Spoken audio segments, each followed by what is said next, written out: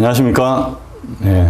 오늘도 변함없이 시대는 바뀌고 또 사람들도 바뀌고 환경은 바뀌어가도 변하지 않는 그 하나님 말씀, 그 말씀이 오늘도 전해지고 있습니다. 그 하나님 말씀이 수천 년 동안 변하지 않는다는 것은 그 말씀하신 하나님이 변함없이 지금도 동일하게 저희에게 말씀해 주고 있기 때문에 이와 같이 말씀이 변함없이 지금도 저희들에게 들려주고 있음을 알게 됩니다. 제가 늘 복음을 전할 때마다 이 첫 화면은 이렇게 이 화면을 띄워놓고 시작을 하고 있습니다. 그것은 제 마음에 하나님 말씀을 전할 때 어떤 각성을 하면서 어떤 자세로 하나님의 말씀을 전해야 되는지 늘 상기시키기 위해서 이 말씀을 전면에 띄워놓고 준비를 하고 있습니다. 제가 한번 읽어보겠습니다. 십자가의 도가 멸망하는 자들에게는 미련한 것이요 구원을 받는 우리에게는 하나님의 능력이라. 이렇게 고린도전서 1장 18절의 말씀을 늘 상기시키고 있습니다. 왜 이런 말씀을 저는 늘 기억하면서 준비를 하냐면 사람의 지혜나 언변, 지식, 경험으로는 죄에 빠져서 하나님을 떠난 사람들을 돌이킬 수 있는 능력이 없기 때문에 그렇습니다. 오직 십자가에서 죽으신 그 예수 그리스도, 오직 그분만이 죄에 빠져서 하나님을 떠난 사람들을 돌아올 수 있게 하는 그런 능력이 있다는 것을 알고 있기 때문에 그렇습니다.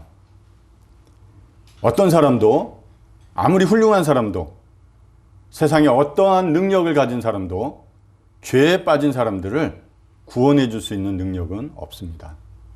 우리가 십자가에서 2000년 전에 죽으신 그분이 하나님인 것을 어떻게 알고 그분이 죽으신 것이 나와 무슨 상관이 있고 그렇게 십자가에서 처참하게 능력 없이 죽어 가셨던 그분이, 그렇게 능력 없어 보이는 분이 어떻게 우리를 죄에서 구원하실 수 있는가 하는 의문도 생길 수 있습니다.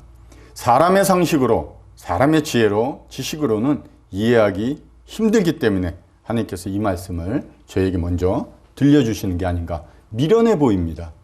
아니 그 나무에 달려서 처참하게 사형받은 한 사람이 어떻게 이 세상을 구원하고 그리고 이 세상의 모든 죄를 지고 갈 하나님의 어린 양으로 나타낼 수 있는지, 오늘 여러 말씀을 통해서 정말 우리가 미련해 보이고 정말 지혜 없어 보이는 이런 일을 통해서 하나님이 사람들을 어떻게 구원하셨고 왜 구원하셨고 그 구원의 결말은 어떤 것인지 한번 또 나눠보면 좋을 것 같습니다. 먼저 이 말씀을 읽고 준비하도록 하겠습니다. 마가복음 2장 17절 말씀인데요. 제가 읽겠습니다. 건강한 자에게는 의사가 쓸데없고 병든 자에게라야 쓸데있느니라. 나는 의인을 부르러 온 것이 아니요 죄인을 부르러 왔노라 하시니라. 예수님이 이 땅에 오셔서 말씀해 주신 내용입니다. 예수님이 건강한 자와 병든 자를 말씀하시고 죄인과 의인을 말씀해 주고 있는 내용들입니다. 저는 어제 학생들과 함께 이 교회 예배당에서 학생들과 함께 준비하는 행사를 학생들과 함께 참여해서 준비하고 있었습니다. 그런데 오후에 코로나 확진된 분이 주변에 있는 것을 알고 또 접촉했던 분들이 주변에 있었음을 알고 혹시나 하는 마음에 저도 또 학생들도 인근에 있는 코로나 검사장으로 향해서 갔습니다. 거기서 최근 요새는 검사가 간단하게 이루어지는 검사가 있다고 그래서 가보았습니다. 학생들 여러 명과 같이 자가 검진할 수 있는 그 키트를 받으러 그 장소에 가서 학생들과 그 키트를 받아서 차 안에 와서 이제 키트를 순서대로 열고 어떤 배합물을 또 섞어서 검사하는 장비가 있었음을 보게 됐습니다. 저희는 혹시나 제 몸에 그런 좋지 않은 질병이 감염되었을까봐 그 키트에다가 저희의 코 안에 넣어서 이렇게 타액을 묻혀서 용액을 섞어서 어떤 또 점검하는 키트에다가 그 용액을 몇 방울 뿌리고 한 15분, 20분 정도 경과 후 다시 한번 그 결과를 보게 됐습니다. 줄무늬가 나타나는데요. 한 줄이면 음성이고 거기에 줄무늬 두 줄이 나오면 양성, 즉 바이러스에 감염되었다는 그 확정이 거기서 나오게 됩니다. 만일 그렇게 되면 다시 그 검사소 가서 정확하게 다시 한번 진료를 받고 질병에 감염이 되었으면 치료를 받는 이런 도움을 또 요청을 하고 진행대로 또 저희가 그 치료에 참여해야 되는 것으로 알고 있습니다. 저는 이런 것을 보면서 이 온 세상 모든 사람들이 지금 이런 검사 아니면 예방 백신을 한 번 이상은 다 경험을 하고 계시는데요. 혹시나 나도 이 질병, 이 심각한 하나님이 말씀하시는 죄병에 걸려 있지는 않은가? 한번 검사를 해보셨으면 좋겠습니다. 어떻게? 성경 말씀에 통해서. 우리가 성경 말씀에 제 자신의 이런 마음들을 비춰보면 성경 말씀은 거울과 같기도 하고요. 아까 전에 제가 설명드렸던 이런 우리 몸 안에 죄, 질병, 바이러스가 있는지 확인할 수 있는 검사용 키트처럼 저희가 그 말씀을 대하게 되면 저희 안에 어떤 질병이 있는지 죄가 있는지 없는지 알 수가 있습니다. 분명히 알 수가 있습니다. 그래서 저희가 학생들이 저와 함께 그런 키트에서 검사를 하고 아무 질병이 바이러스에 감염되지 않았다는 결과를 우리가 확인하고 안도의 한숨을 쉬었고, 그로 인해서 저도 제 몸 안에 있는지 없는지 눈으로 확인할 수 없지만 그 검사에 나오는 검사 결과를 인정하고 신뢰했기 때문에 아무 이상이 없는 것으로 인정하고 저는 이 자리에 나올 수가 있는 것입니다. 여러분, 하나님이 말씀해 주셨습니다. 모든 사람이 죄병에 걸렸다고 그렇게 말씀해 주고 있습니다. 로마서 3장 23절에 이런 말씀이 있습니다. 모든 사람이 죄를 범하였으며 모든 사람이 하나님의 영광에 이르지 못하였다고 말씀하고 계십니다.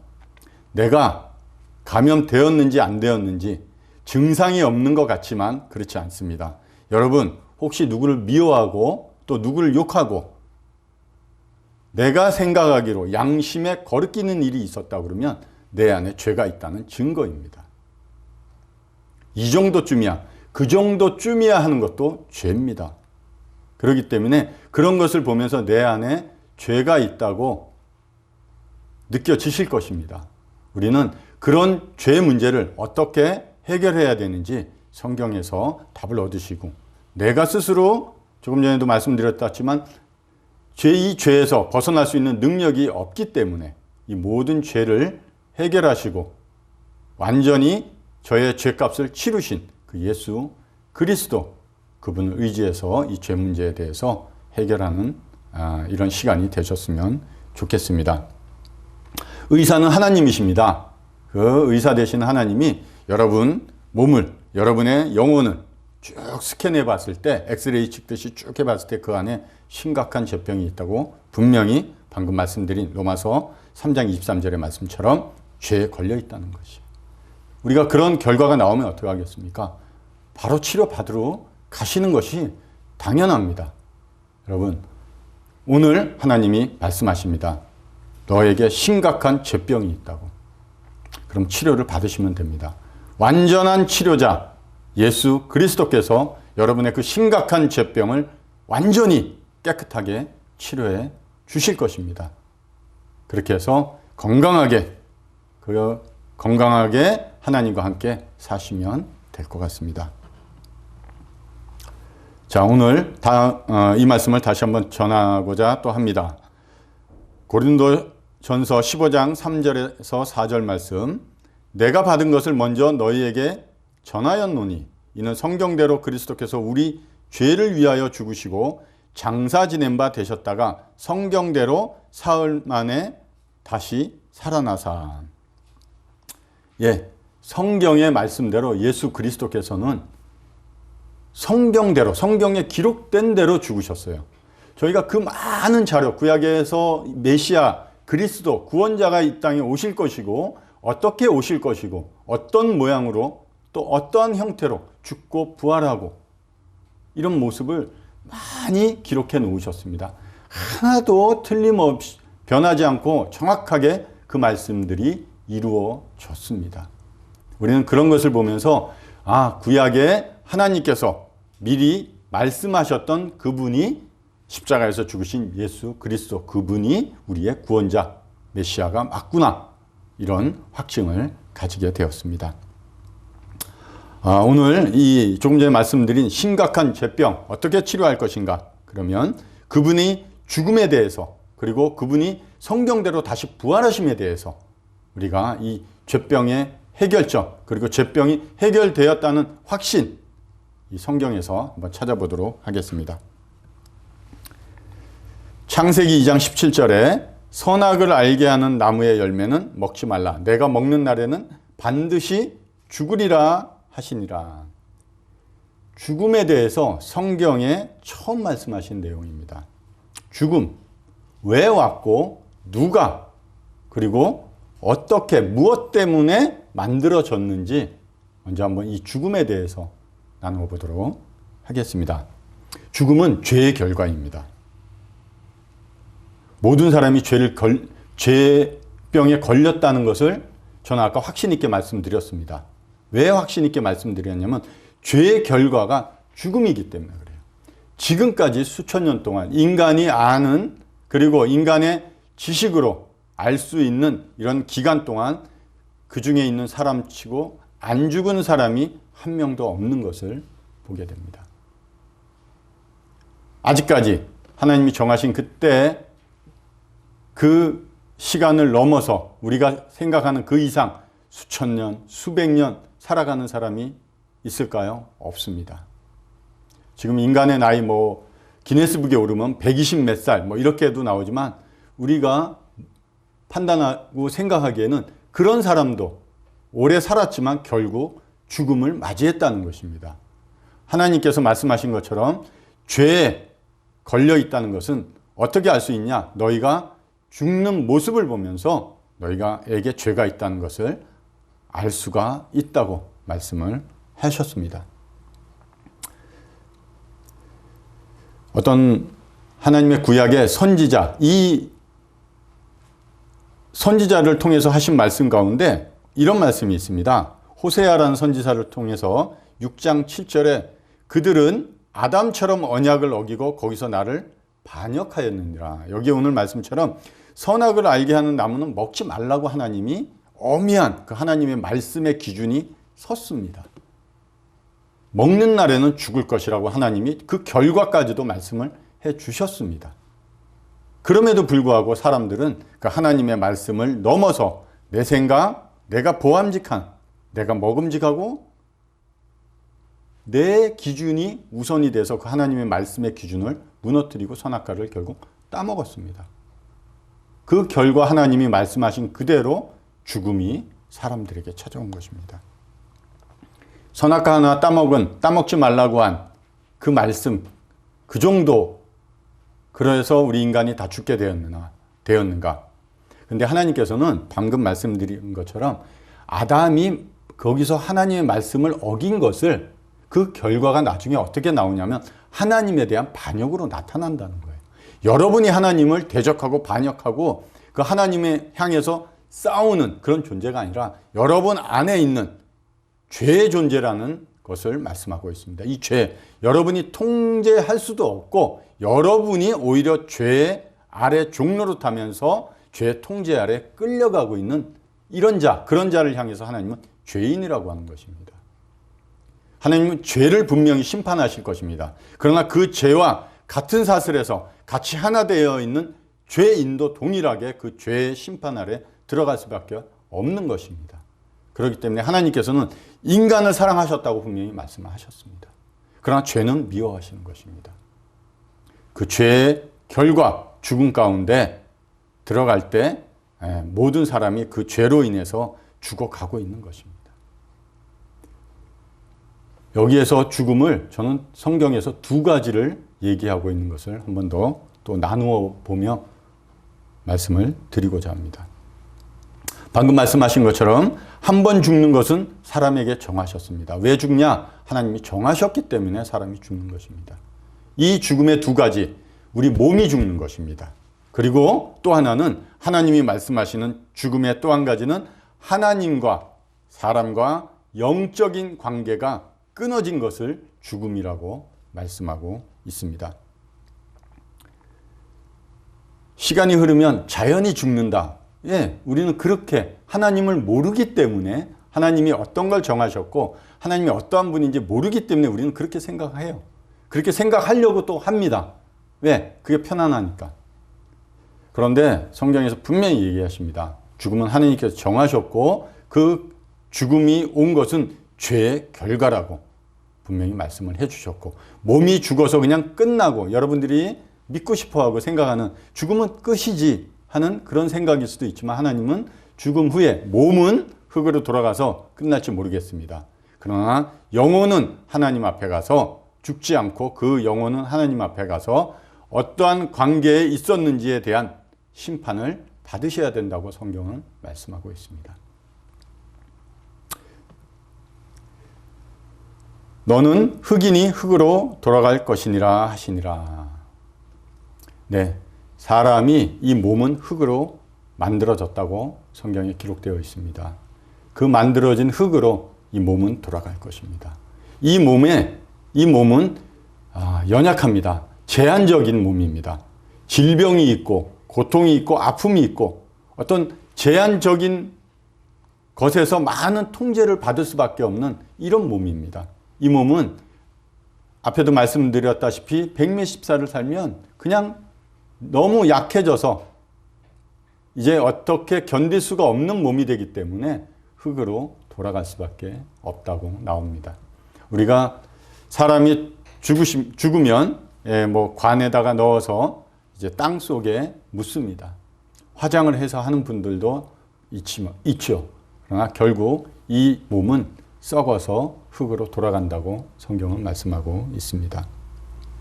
그럼 만일 난 영원히 살고 싶어, 이 몸이 죽지 않고 영원히 산다고 그러면 얼마나 좋겠습니까? 그런데 만일 우리 몸에 우리가 하나님 앞에 범죄하지 않았다면, 우리 몸에 질병이나 고통이나 이런 아픔, 이런 제한적인 몸이 아니었다면 얼마나 좋은 모습으로, 아름다운 모습으로 그 하나님과 함께 영원히 살 수 있습니다. 그러나 죄가 들어왔고요, 분명히. 그리고 죽음이 생겼고요. 이 몸에 질병, 아픔, 고통들이 느껴지고 있습니다. 질병이 있다고 생각하면 내가 죽음이 오고 있구나를 생각하시면 됩니다. 이 질병이 오고 아픔이 있고 이런 고통스럽고 약해지고 낡아지는 이런 쇠약해지는 몸을 갖고 영원히 산다는 것은 저주입니다. 몇십 년이 지나서 100년 정도 지나면 낡아지고 기력도 없고 아프고 그 아픔을 어떻게 주체할 수도 없는 이런 몸을 갖고 계속 살아간다는 것은 그것이 하나님이 말씀하시는 저주일 것입니다. 오히려 죽음이라는 것은 어느 한계점을 넘어서 하나님을 만날 수 있는 기회의 문을 열어주시는 것입니다. 그 죽음이 없다면 하나님을 만날 수 있는, 이 땅에 태어난 모든 사람이 하나님을 만날 수 있는 기회가 없는 것입니다. 참 죄를 지었지만 하나님께서 그 죄의 결과 가운데서도 긍휼을 잃지 아니하시고 사람에게 하나님을 만날 수 있는 그 기회의 문을 만들어 주셨습니다. 다만 그 문을 열고 들어갔을 때 그 하나님과, 그 거룩하시고 죄 없으시고 공의로우신 하나님과 어떤 관계에서 만날 것인지, 그것이 더 중요한 것이고, 그런 관계를 위해서 이 땅에 살아가는 긴 시간 또는 짧은 시간, 그 시간을 준비하게 해주신 것입니다. 그냥 이 땅에서 죽으면 끝이니까 열심히 나를 위해서 나만 잘 살고 잘 먹고 그것을 위해서 살아간다고 그러면 훗날 분명히 하나님이 말씀하셨듯이 그 하나님을 만날 때 그 하나님과의 관계가 어떻게 관계를 맺었는가에 따라서 영원한 삶을 어느 장소에서 보내야 되는지 결정되게 됩니다. 그 영원한, 정말 영원한 1억 10억 년도 아닌 영원한 삶을 어디서 어떻게 보낼지 이 땅의 삶에서 결정할 수가 있는 것입니다. 그래서 오늘 또 죽음 후에 있는 그 삶을 이 땅에서 잘 준비하시면 좋을 것 같습니다. 예수께서 다시 크게 소리 지르시고 영혼이 떠나가시니라. 죽음은 성경에서 영과 혼이 이 몸에서 떠나는 것을 죽음이라고 얘기하고 있습니다. 그냥 죽어서 다 없어지는 그런 것이 아닙니다. 몸은 분명히 이 몸은 제한적이기 때문에 땅에서 흙으로 돌아간다고, 없어진다고 말씀해 주셨습니다. 그러나 영혼은 죽지가 않습니다. 영혼은 죽는 것도 아니고 이거는 보이는 존재도 아니기 때문에 이 영혼이 몸에서 떠나는 것을 성경은 죽음이라고 그러고 그 영혼은 하나님 앞에 가게 될 것입니다. 영적인 죽음도 말씀드렸습니다. 죄의 삭은 사망이요, 이렇게 기록되어 있습니다. 죄의 결과는 죽음인데 육적인 죽음뿐만 아니라 영혼의 죽음도 영혼이 죽는다는 것은 하나님과의 관계가 끊어졌다는 것을 표현하고 있는 것입니다. 없어지는 것이 아니고 죄의 삭은 사망입니다. 죽어서 망한다는 거예요. 결국 이 영혼이 이 땅에서 떠나서 죽음을 맞이해서 그 하나님 앞에 갔을 때 영원한 지옥에 가는 것을 사망이라고 합니다. 죽어서 망하는 거예요.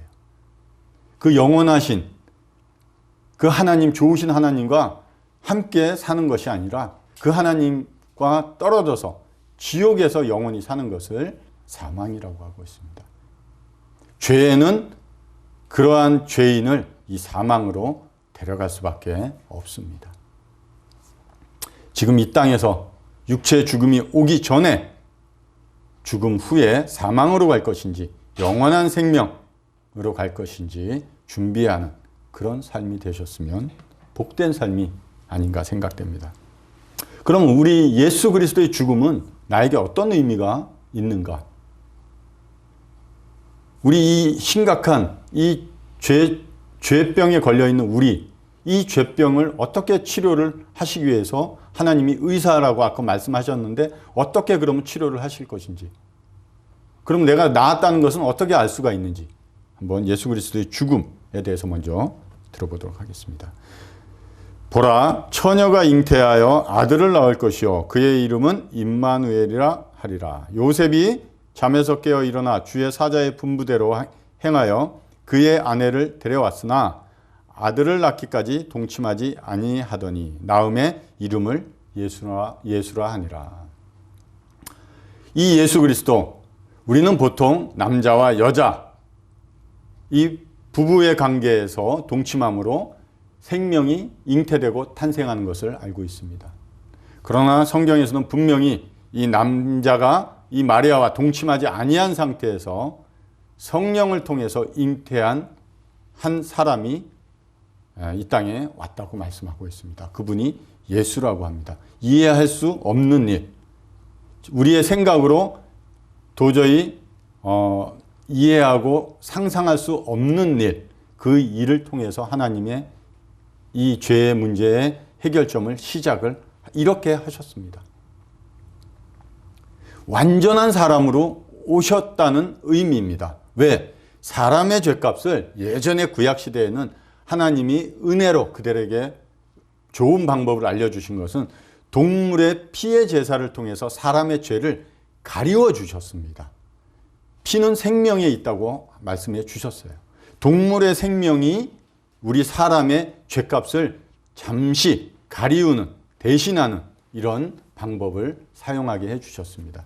그것이 영원할 수가 없기 때문에, 온전한 죄의 해결점이 아니셨기 때문에 하나님의 때에 이렇게 하나님이 사람의 죄를 없이 하기 위해서 사람이, 죄 없는 사람의 죽음이 필요하셨던 것입니다.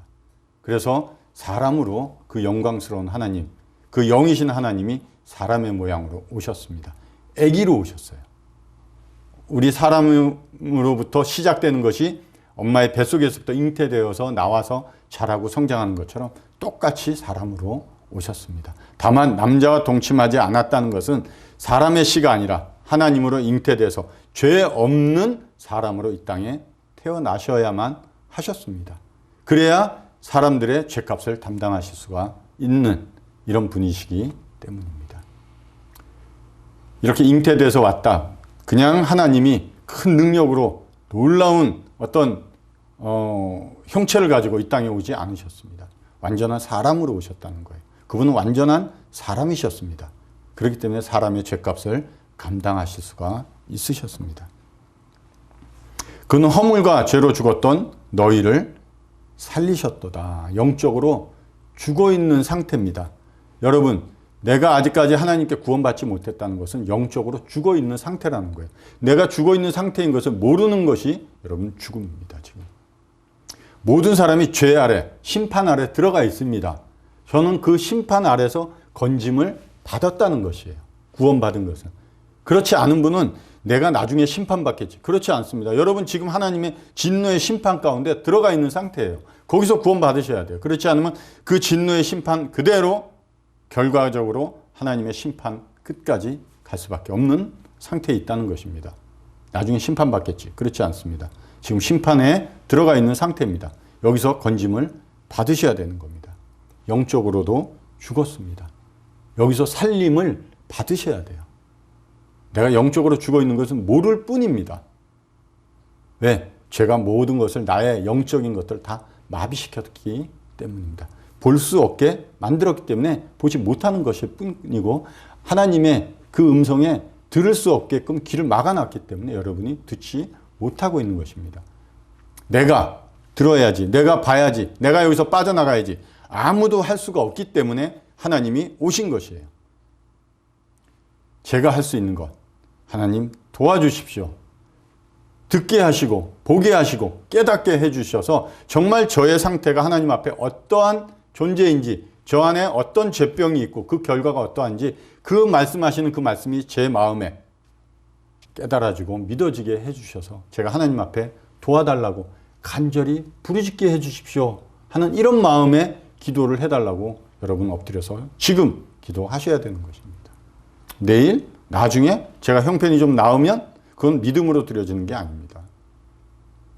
어떻게 내일이 우리 거라고 생각하십니까? 만일 잠시 후에 주님이 오신다고 그러면 여러분 어느 위치에 서 있을 것 같습니까? 지옥에 가보지. 그렇게 말씀하시는 건 굉장히 위험한 발언입니다. 굉장히 무서운 곳이라고 하나님은 말씀해 주셨어요. 여러분을 사랑하시기 때문에 그곳에 도저히 가면 안 되기 때문에 하나님이 오신 거예요. 사람으로. 여러분 죄값 때문에, 내 죄값 때문에 오신 것입니다. 지금 여러분 아직 구원받지 못했다면 죽음의 상태에 있다는 것을 아셔야 됩니다. 전에 악한 행실로 멀리 떠나 마음으로 원수가 되었던 너희를 이제는 그의 육체의 죽음으로 말미암아 화목하게 하사 너희를 거룩하고 흠없고 책망할 것이 없는 자로 그 앞에 세우고자 하셨으니. 우리 이런 자입니다. 하나님과 원수되어 있는 관계라는 거예요. 반역하고 있는 그런 존재라고 하나님이 말씀하신 말씀이 정확합니다. 이런 자를 그분이 육체를 입고 오셔서 죽으셔야 되는 거예요. 왜? 우리 육체를 입고 있는 이 인간의 죄 문제를 해결하시기 유일한 방법이셨어요. 모든 천지를 창조하실 때 하나님이 빛이 있으라니 빛이 있었습니다. 말씀만 하시면 모든 것들이 그냥 생겼어요. 그러나 사람의 죄 문제만큼은 그렇게 하실 수가 없으셨습니다. 왜? 거룩하시고 공의로우신 하나님이기 때문에. 재판장이 저 죄인이 악함에도 불구하고 내가 알고 나의 친척이고 그렇다고 해서 그리고 그가 교도소에서 참 착한 일을 많이 했다고 해서 그를 죄 없다고 내보내면 만일 주변에서 그 판사를 보고 의로운 판사라고 의로운 판결이라고 말씀할 수 있겠습니까? 그렇게 하실 수 없다는 거예요. 죄에 대한 값은 분명히 치러져야 된다는 것입니다. 그것이 하나님의 공의인 것입니다. 그 후에 정말 어떤 것으로도 작은 것 하나 책망할 것이 없구나. 하나님이 아무리 우리의 죄를 샅샅이 찾아봐도 우리가 살아온 태어나서부터 죽을 때까지 그 어떤 점 하나 있는가, 흠잡을 게 있는가 아무리 찾아봐도 없다는 거예요. 그 앞에 그렇게 세우기 위해서 예수 그리스도께서 이 땅에 와서 죽으셨다는 겁니다. 그분은 하나님이십니다. 이 모든 사람의 죄를 가지고 능히 혼자서 다 감당하실 수 있는 하나님이십니다.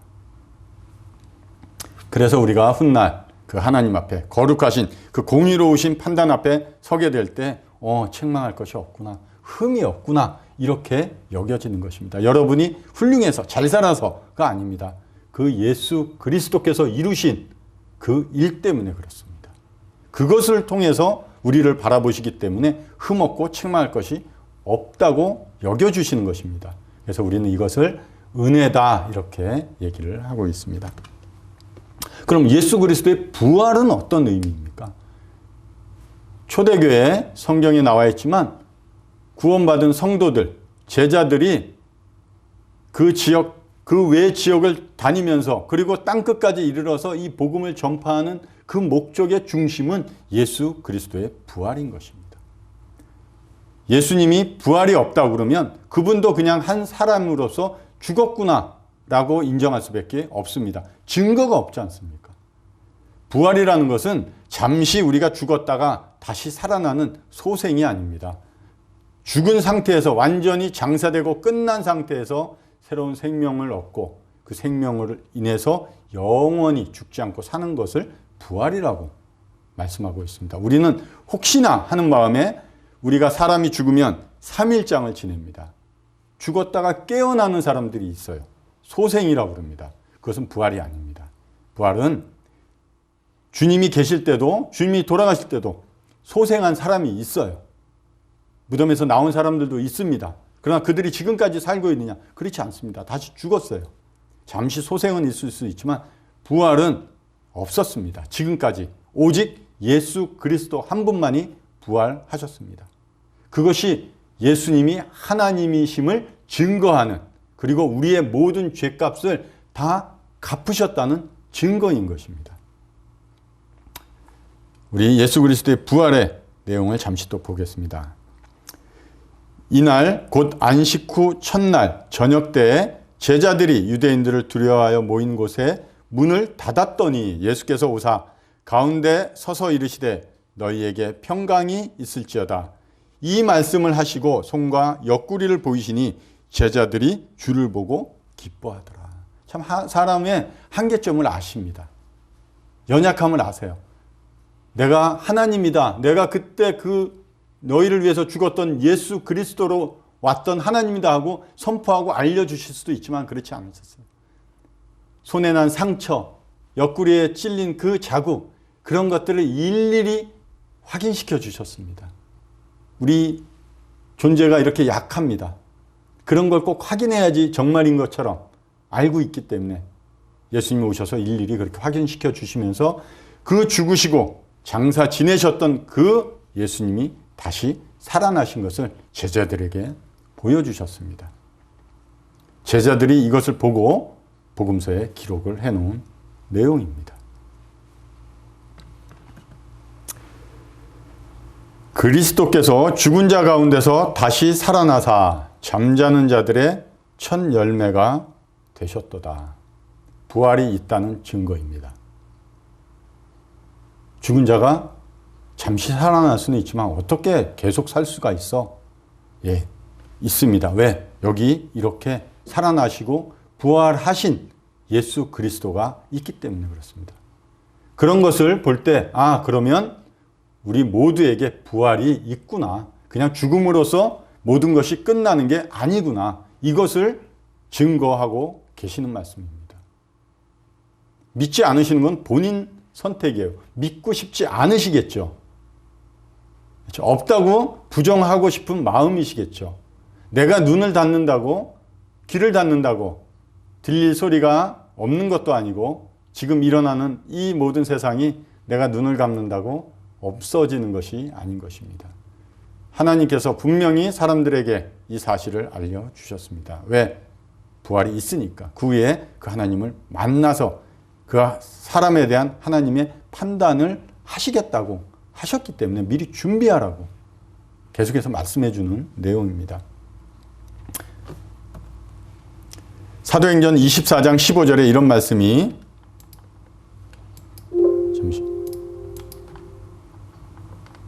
이런 말씀이 있습니다.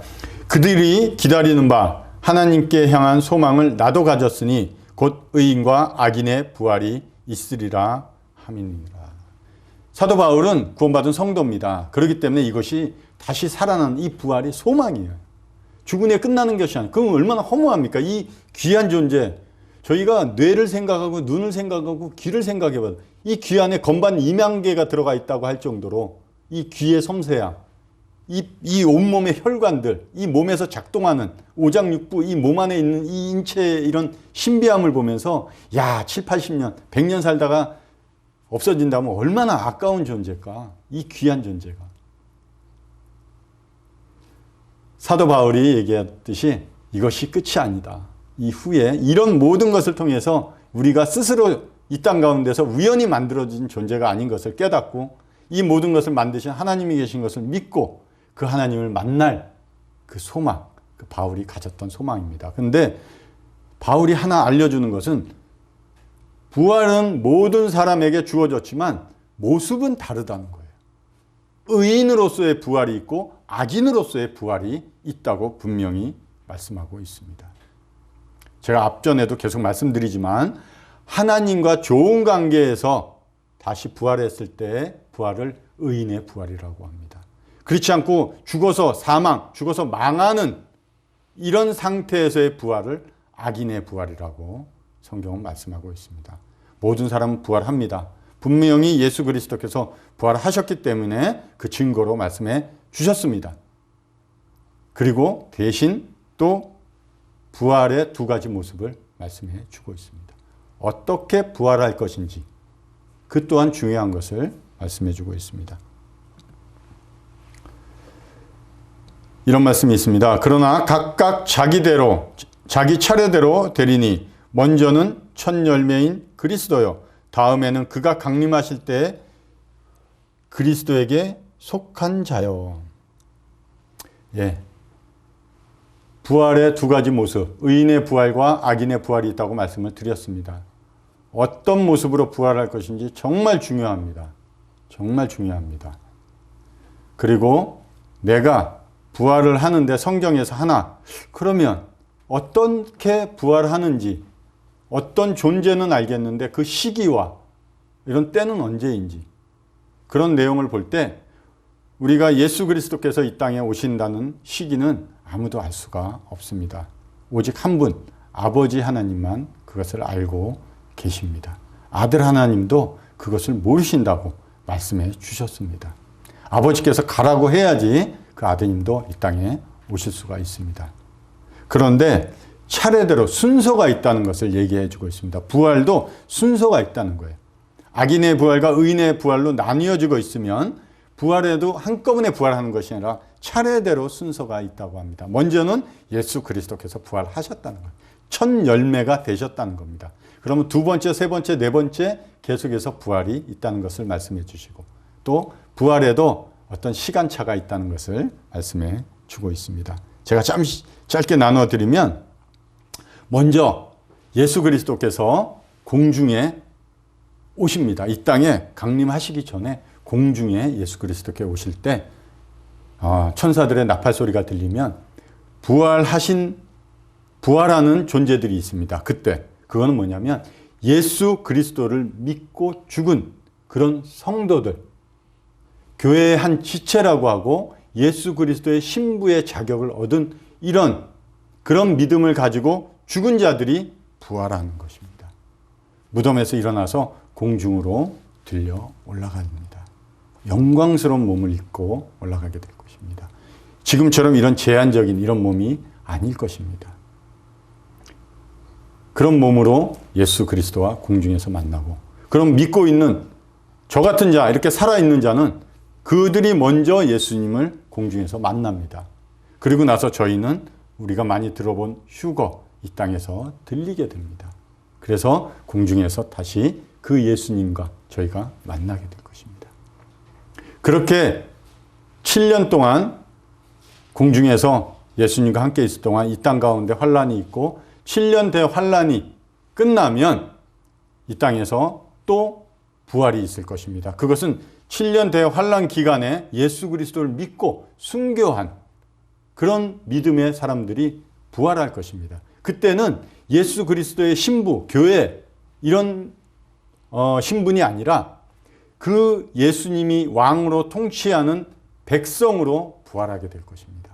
그래서 그 예수 그리스도의 통치 아래 다스림을 받는 그런 백성으로 부활해서 살아가게 될 것입니다. 또 그 시기에 예전에 하나님을 믿고 죽은 이런 사람들이 또 부활에 참여하게 될 것입니다.